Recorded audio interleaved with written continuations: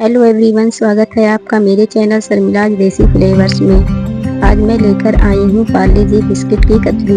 इसे बनाने में बहुत ही कम पैसे लगते हैं। इस मिठाई को मैंने 10 रुपये के पार्ले जी बिस्कुट से बनाया है। इसे बनाने में भी बहुत कम समय लगता है। काजू कतली तो हर किसी का फेवरेट होता है, लेकिन इसे बनाना हर किसी के बस की बात नहीं है, क्योंकि काजू बहुत ही महंगे मिलते हैं।